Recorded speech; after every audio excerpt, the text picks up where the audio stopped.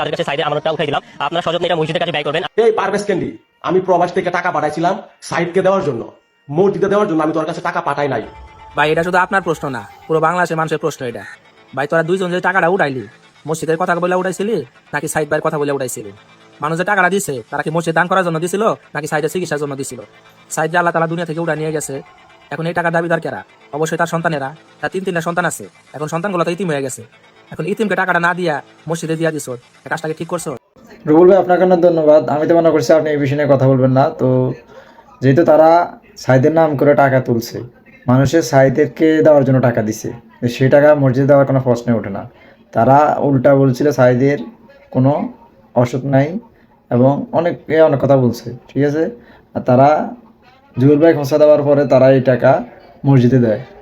সাইদ ভাইয়ের রাগ অভিমান করেই বলছে যে আমাকে এখন চিকিৎসার সময় টাকা দিলেন, আমি এই টাকা মসজিদে দিলাম।